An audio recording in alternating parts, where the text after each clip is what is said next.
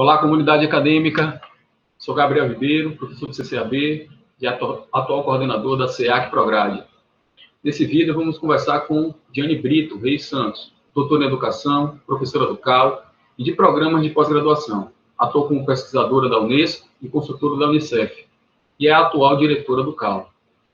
Você, membro da comunidade acadêmica, sabe o papel dos estudantes, dos servidores, dos colegiados e dos NDEs na afiliação universitária? Fique conosco para refletir um pouco sobre essas temáticas.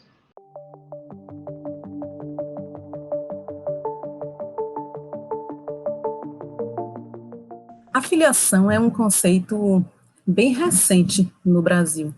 A gente poderia dizer que a filiação é um conceito cunhado inicialmente pelo Alain Coulon, quando vai discutir a vida estudantil, e ele está falando de um contexto que é um contexto europeu, uma universidade francesa. Mas uma universidade francesa que tem características muito próximas a algumas das nossas universidades. E quando eu digo algumas das nossas universidades, eu estou me referindo mais especificamente às universidades novas, né?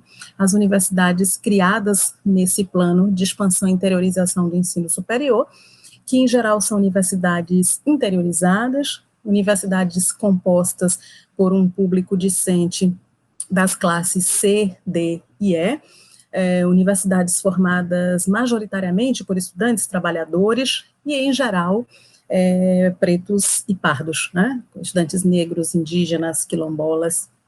Então, esse conceito cabe muito bem para a gente discutir a universidade, de um modo geral, e a universidade pública recente, de um modo muito particular.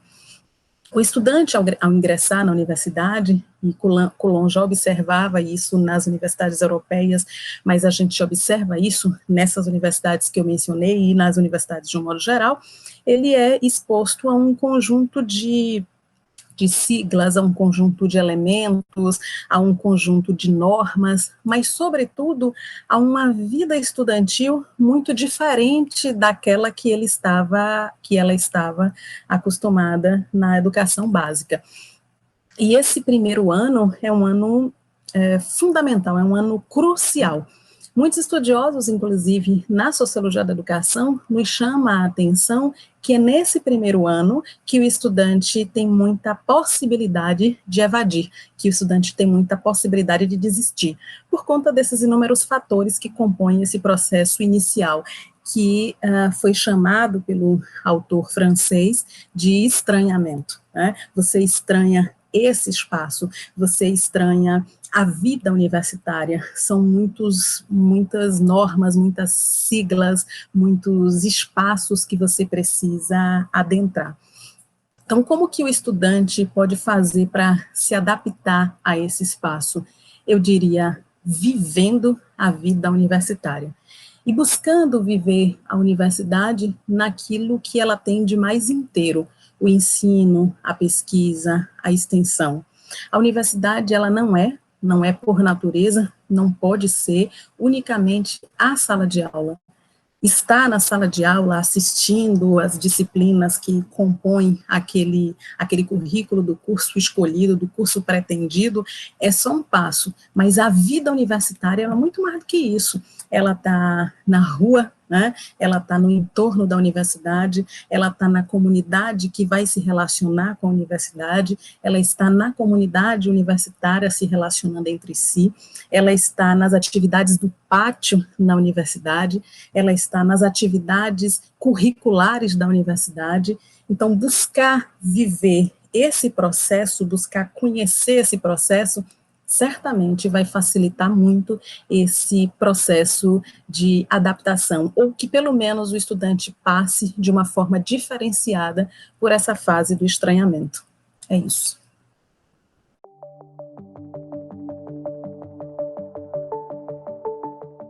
Eu queria trazer para essa discussão de afiliação uma discussão importante que se relaciona muito com a afiliação, que é a permanência. Quando eu comecei a estudar a permanência, e que vou beber muito no conceito de afiliação, era numa tentativa de entender que a permanência ela não pode ser a simples passagem pela universidade. Veja, ingressar na universidade e ir até o final do curso, dos seus 4, 5, 6 anos de curso. A permanência, ela precisava ser mais do que isso, inclusive essas vivências nas fases da filiação.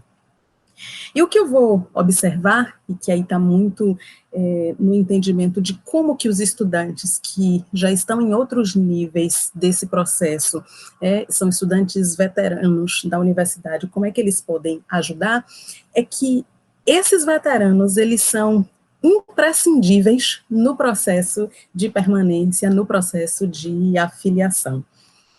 Quando lá naquelas primeiras semanas de aula, e muitas universidades vão fazer encontros, vão fazer processos de acolhimento, vão apresentar as unidades da universidade, tem umas atividades promovidas pelos diretórios acadêmicos ou pelos coletivos estudantis que fazem praticamente a mesma coisa, mas de um outro modo. É dito de estudante para estudante. E muitas vezes, nessas atividades, eles dizem, por exemplo, o que eu enfrentei, qual foi o percalço que eu enfrentei para fazer isso? Onde é que eu tenho que ir? Onde é que eu tenho que ir? E mais, quando muitas vezes nas atividades institucionais a gente apresenta aquele conjunto de siglas, a gente fala em Prograde, a gente fala em PPGCI no nosso caso, né? Ou Pró-Reitoria de Pesquisa, ou e aí a gente vai dando aqueles inúmeros números. Muitas vezes a gente pergunta aos estudantes, tem alguma dúvida? Silêncio total. Mas quando os estudantes veteranos fazem as atividades, as perguntas ocorrem, porque eles se sentem à vontade nesse processo. Os estudantes sentem à vontade de discutir isso com outro considerado por ele como um igual, alguém que já passou por aquilo que eu estou vivenciando agora.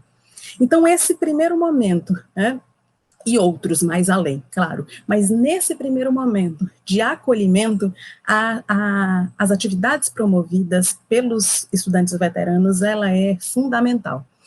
E nos outros, mais tarde, nas outras tantas atividades, os coletivos estudantis, eles têm tido um papel muito importante nessa permanência, ao acolher o estudante, ao mostrar que no coletivo a gente pode fazer muita coisa, ao propor atividades de formação, porque estando em estágios diferenciados daquele que o calouro se encontra, ele já conhece muita coisa, ele já vivenciou muita coisa. Então, esses coletivos, eles têm tido um papel fundamental.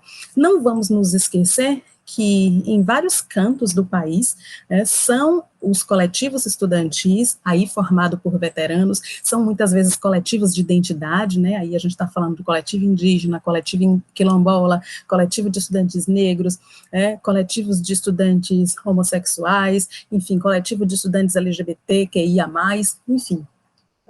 Esses coletivos, eles têm tido esse papel do acolhimento, ele tem tido o papel do encaminhamento, mas ele também tem tido o papel de engrossar a luta, e engrossar a luta muitas vezes a partir das atividades de formação. Então, veteranos podem sim e têm contribuído na afiliação e, sobretudo, na permanência estudantil nas universidades brasileiras.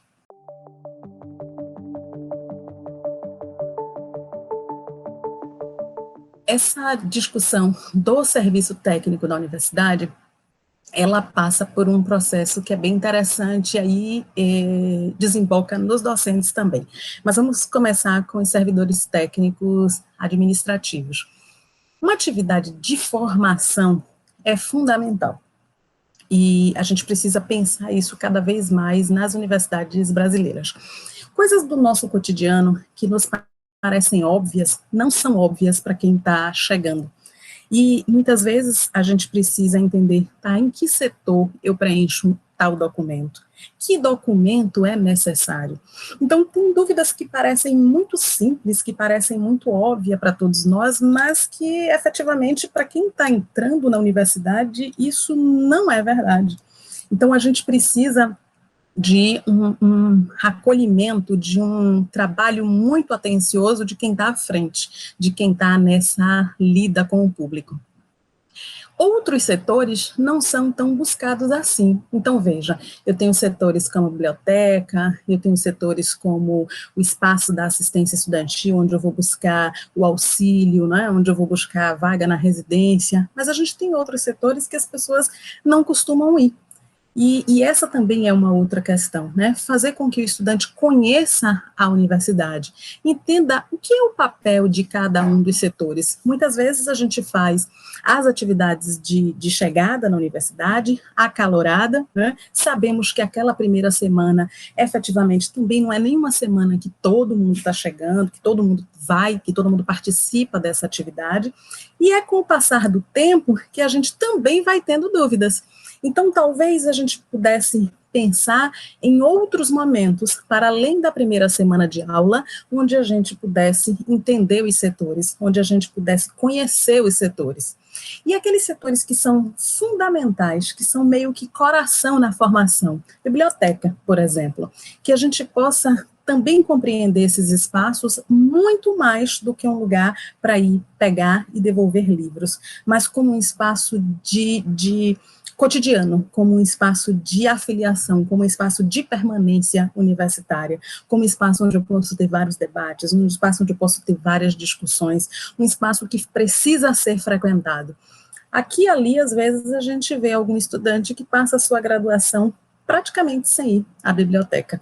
Então, isso é fundamental. Formação para os servidores técnicos que estão nesse processo inicial de chegada dos estudantes, que estão na recepção, na lida diária com os estudantes, e que a gente possa pensar ao longo da vida universitária ou ao longo do ano letivo em atividades que envolvam mais esses setores. Principalmente, aí, devo dizer, aqueles setores que têm nó, né? Aqueles setores que a gente busca quando está com um problema, e quando você busca quando está com um problema, você tende a chegar mais nervoso, mais nervosa, mas querendo uma solução imediata, o que nem sempre é possível que seja assim. Então, esse diálogo precisa ser constante, porque a gente evita as grandes tensões no espaço da universidade, e ao mesmo tempo faz com que os estudantes possam conhecer como funciona essa estrutura.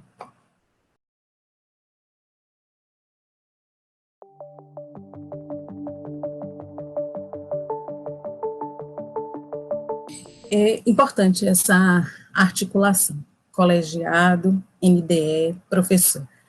Talvez isso seja fundamental. E aí eu quero começar por dizer, retomar o que eu disse no início. O primeiro ano é fundamental para o estudante universitário. Primeiro, porque desses elementos todos que a gente já mencionou, você está sendo apresentado a uma vida que é diferente da educação básica, a um mundo inteiramente novo, enfim. E segundo, porque a gente escolhe essa profissão sem, muitas vezes, nem saber o que é universidade, sem ter muitas relações com aquele espaço, sem saber, muitas vezes, o que é a profissão. E quando a gente entra na universidade, é que a gente vai ter alguns contatos.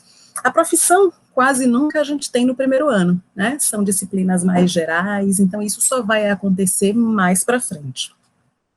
Por que eu estou dizendo isso?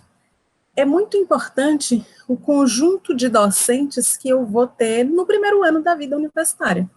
Então, muitas vezes, nós estamos falando de uma grande pesquisadora, de um grande pesquisador, e que é importante que o estudante tenha contato com esse grande pesquisador, com esse grande pesquisadora mais à frente, quando esteja com mais maturidade, mais firme nesse processo de curso. Tem professores também, grandes pesquisadores e grandes pesquisadoras, que são importantes que estejam nesse primeiro ano de vida universitária, por conta do seu método de aula, por conta das relações que ele estabelece, que ela estabelece com os estudantes, enfim. Então, veja que a gente está falando de um trabalho muito articulado entre colegiados, núcleos docentes estruturantes, os docentes, né, as docentes de um modo geral, para que a gente possa ver quem é o professor, quem é a professora, que é ideal que esteja no primeiro ano de vida universitária. Então, isso que já é feito em muitas universidades, né, que há universidades, inclusive privadas, que trabalham nessa perspectiva, e que a gente muitas vezes não olha para esse elemento como um elemento importante. Isso é que evasão, ela não pode ser tratada como um elemento individualizado. evasão um elemento a ser tratado, a ser olhado, a ser refletido no âmbito do processo, no bojo da vida universitária.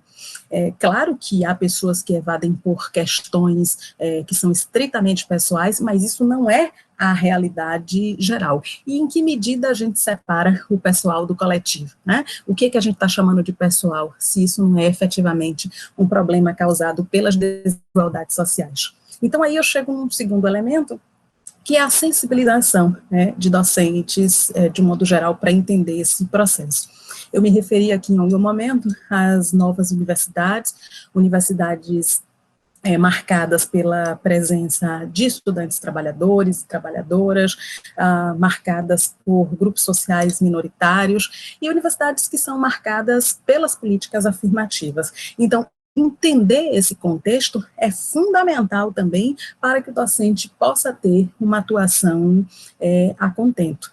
A gente vai, muitas vezes, para a universidade interiorizada e precisa compreender que espaço é esse onde está a universidade. Em que medida essa universidade dialoga com a comunidade externa? Como que esse diálogo com a comunidade externa dialoga também com esse estudante que está dentro da universidade? Então, é um conjunto de fatores que precisa ser levado em consideração e que aí tem, sim, um trabalho em articulação de colegiados, núcleo docentes e diz respeito também à nossa formação, à formação de professores e professoras. A gente tem vivenciado esse ano de 2020 uma coisa muito nova, né? Para muitos de nós foi uma entrada repentina num espaço de sala de aula que não é o nosso espaço, para o qual nós não estávamos preparados e preparadas. A gente precisa pensar nas nossas formações, mas pensar também no que tem sido a vida de quem está do outro lado da tela, né? Nas bolinhas que apareceram nas nossas telas e que muitas vezes aquelas bolinhas eram mulheres que estavam tomando conta de criança, fazendo comida ao mesmo tempo, ou alunos e alunas que disseram não abrir suas câmeras porque estavam com vergonha do espaço onde estava, já que não era um espaço adequado para a sala de aula, ou porque não abriram suas câmeras porque a sua internet não dava conta da imagem e da voz ao mesmo tempo. Enfim, um conjunto de elementos que eu estou me referindo a esse ano pandêmico, né, a essa situação que a gente tem vivenciado em 2020, mas que são situações que nos atravessam o tempo inteiro. Então, eu resumiria isso em dois grandes elementos. Uma articulação na formação de professores, uma articulação forte entre colegiados, núcleo docente estruturante e professores dos cursos, de modo geral, as áreas de conhecimento, e um outro elemento a cada grupo de professores no semestre em que ele é essencial, né? No semestre, quem são os professores de primeiro semestre, quem são os professores de meio de curso e quem são os professores voltados à formação final com vistas à pós-graduação. Então, veja que é um conjunto de elementos que vai garantir aquilo que a gente entende como uma permanência qualificada, que ela está ligada ao ingresso na universidade e à vivência a partir do ensino, da pesquisa, da extensão, mas também à qualidade das ambiências que a gente tem em nosso espaço.